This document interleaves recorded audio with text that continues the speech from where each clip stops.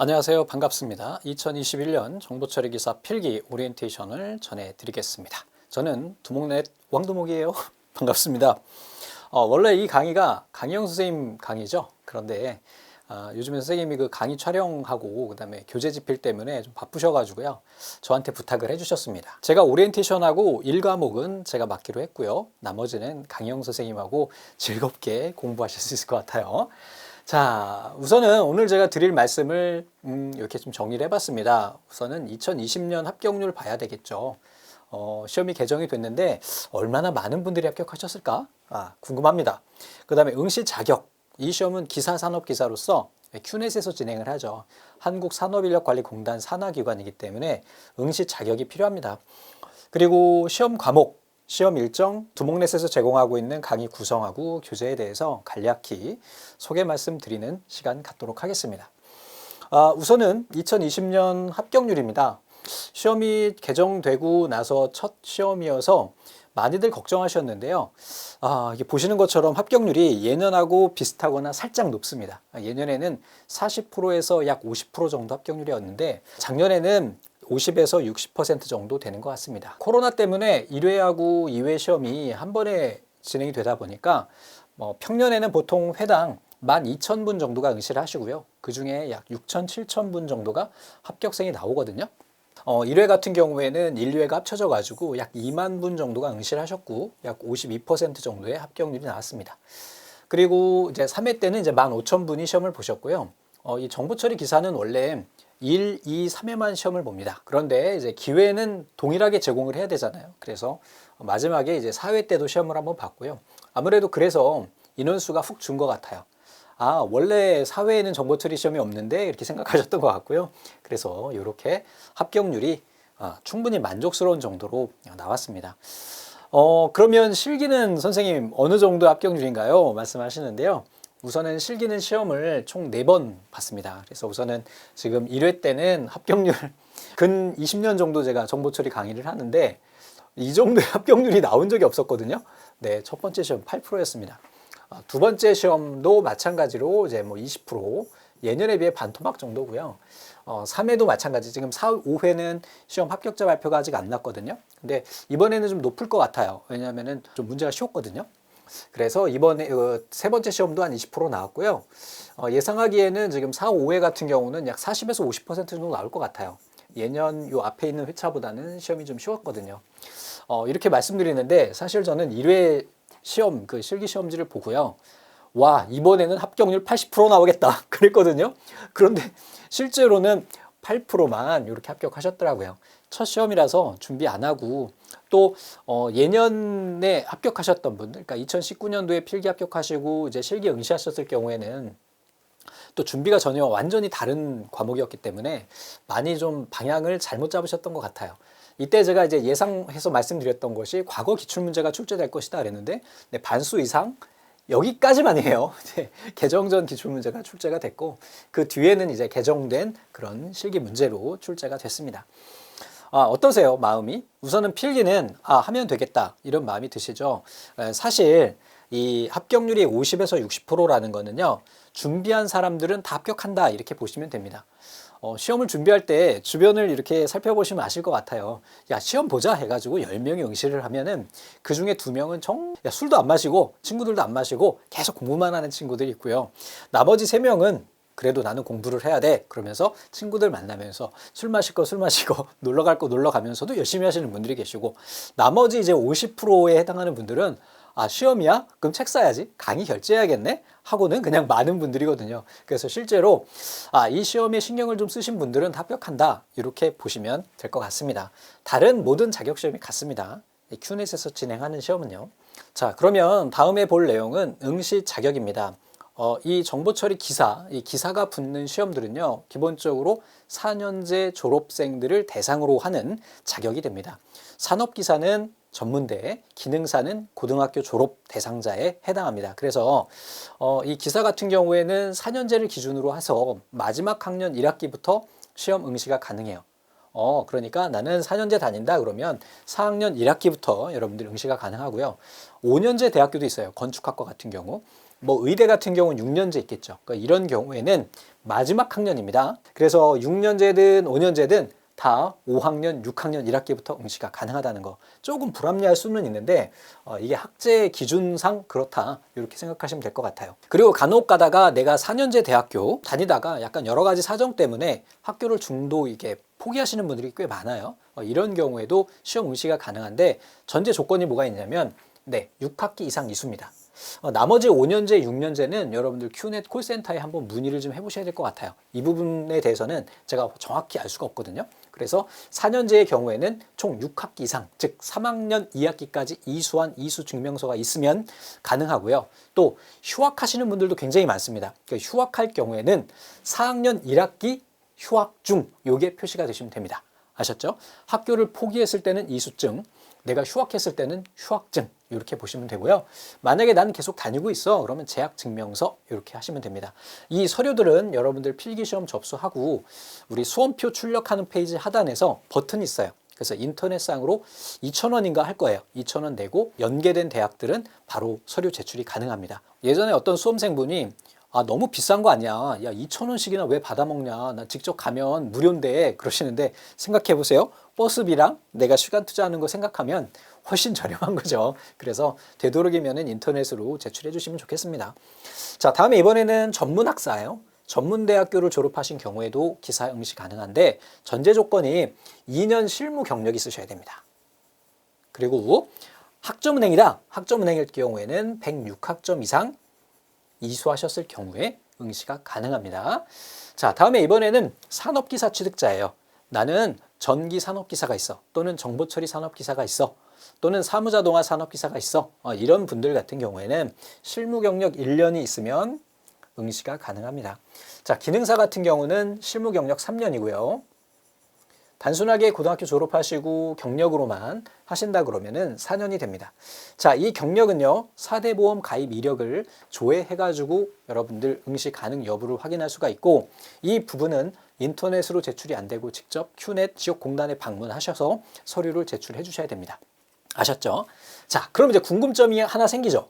선생님, 이 실무 경력이라고 하는데 이 실무 경력은 어떤 경력을 넣어야 되나요? 하시는데요. 이 시험은요, 정보처리 기사, 정보처리 산업기사, 사무자동화 산업기사 딱 이 세 자격증만 전공 제한이 없습니다. 전공 제한이 없고요. 또 저기에 해당하는 실무 경렬의 직렬이 있거든요. 직렬 제한이 없어요. 무슨 말이냐? 일반 사무직 하셔도 보실 수 있고요. 판매직 하셔도 보실 수 있습니다. 단 4대 보험 기준으로 4년 이상 되시면 되는 거죠. 만약에 전문학사 같은 경우에는 2년 실무 경력이 있으시면 됩니다. 이 정보처리 기사를 응시하시는 분들이 여러 부류들이 있습니다. 취업 때문에 또는 졸업 인증 때문에 학점 인증 때문에 뭐 다양한데 최근에는 전기 쪽 자격증을 응시하시려고 이 시험을 보시는 분들도 계시더라고요. 그러니까 전공 제한이 없는데 나는 전기공사를 따고 싶어. 전기기사를 따고 싶어. 이런 분들도 이 시험에 응시가 가능합니다. 그래서 이 정보처리 기사를 합격하시고 전기기사 쪽에서는요. 바로 응시 자격이 주어져요. 왜냐하면 이 큐넷에서 이 기사 상호 호환되는 전공 제한이 있거든요. 거기에 이제 전기, 전자 여기에 이 정보 처리가 속하다 보니까 그쪽 자격증을 다 응시하는데 이 교두보 역할로 사용들을 많이 하시더라고요. 그런 분들 몇 분 계시죠? 네. 이번에는 이제 과목 구성입니다. 시험이 개정이 되면서 과목들이 좀 많이 바뀌었죠. 완전히 바뀌었다고 볼 수도 있는데 실제 시험 문제는 약 30%는 과거 기출문제에서 출제됩니다. 작년에 말씀드렸듯이 시험이 아무리 개정이 된다 한들 과거 내용을 버릴 수도 없고요.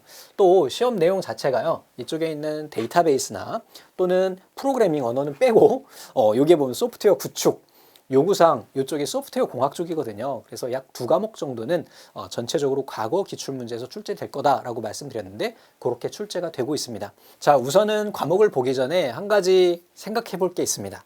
우리 컴퓨터 쪽 관련된 기사 산업 기사에는 어떤 게 있냐면요. 정보 처리가 있고요. 그 다음에 빅데이터 기사가 이번에 또 시험을 보죠. 그리고 전자계산기 응용 기사라고 하는 애가 있습니다. 이 세 가지가 이쪽에 있는 컴퓨터 쪽 자격증이 되는데요. 여기에서 정보 처리가 예전에는 그 해당하는 범위를 다 포괄했었어요.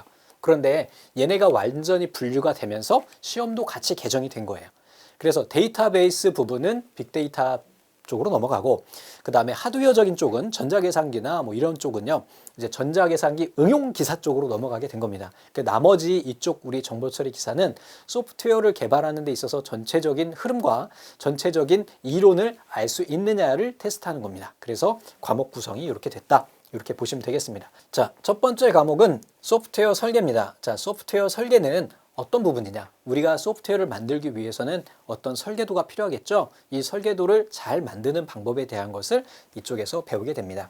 자, 다음에 이번에는 소프트웨어 구축이에요. 그래서 소프트웨어를 실제로 개발하는 과정에서 필요한 여러 가지 뭐 통합 구현이나 제품 소프트웨어 패키징, 테스트, 인터페이스 구현 이쪽 부분이 이제 2과목이 되고요. 3과목은 데이터베이스입니다. 이거는 그냥 SQL 응용, 데이터베이스 설계, 물리 데이터베이스 설계, 데이터 전환 이렇게 되고요. 프로그래밍 언어는 실제 프로그래밍 하는 과정인데 실제 필기 시험에는 프로그래밍 언어 코드 라인 수로 나오는 문제는 2문제씩 출제가 되고 있어요. 3번 시험을 봤는데 3번 모두 다 2문제씩 출제가 됐습니다.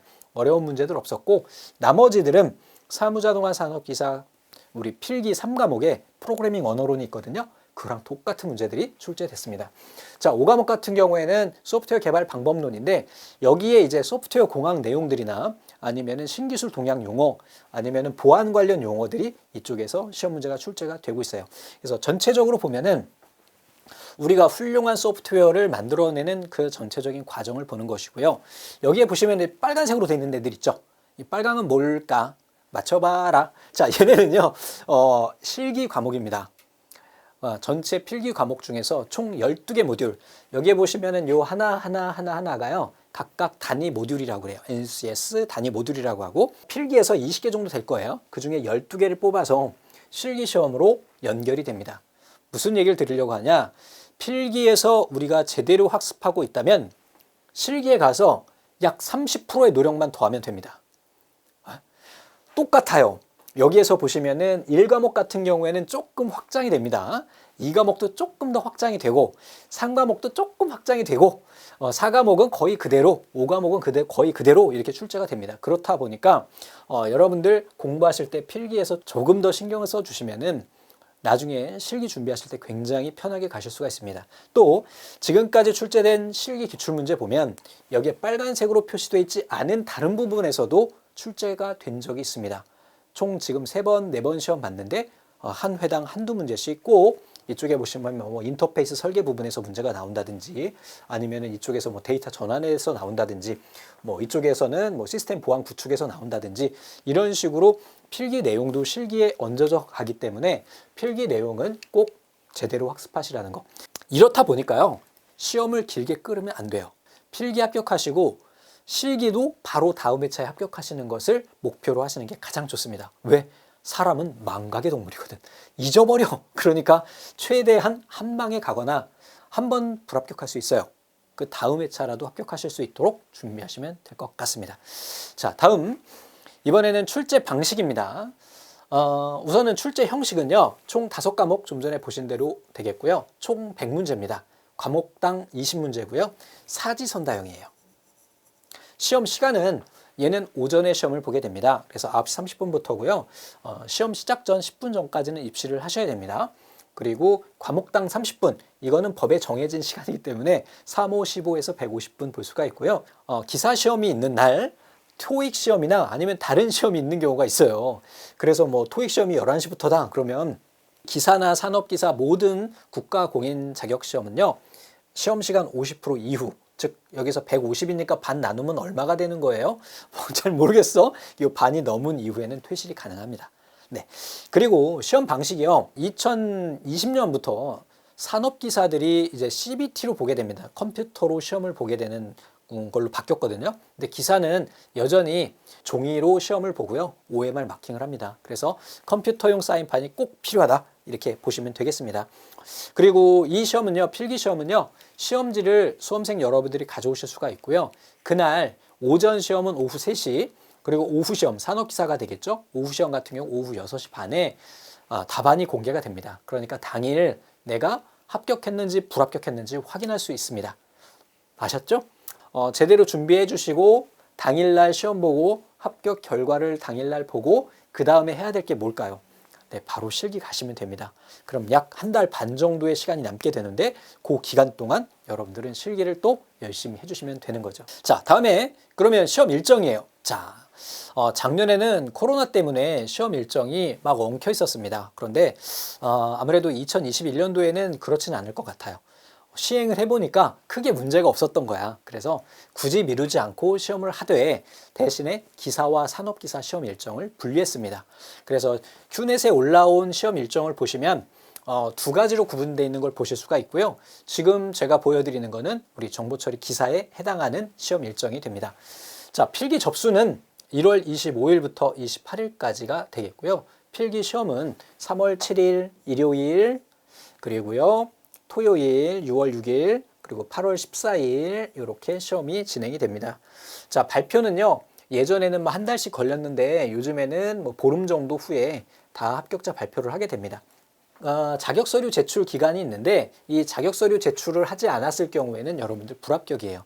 나는 4년대 대학 졸업을 했는데도 불구하고 서류를 제출 안 하면 그 누구도 알아주지 않아요.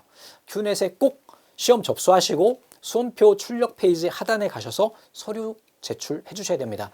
나는 경력을 기준으로 할 거야 하시는 분들은 지역공단에 직접 방문해 주시면 되고요. 자, 그래서 이렇게 있고요. 원서 접수도 이렇게 요 기간 내에 모두 다 해주셔야 됩니다. 자, 2020년도에는 코로나 때문에 시험 인원을 제한을 했어요.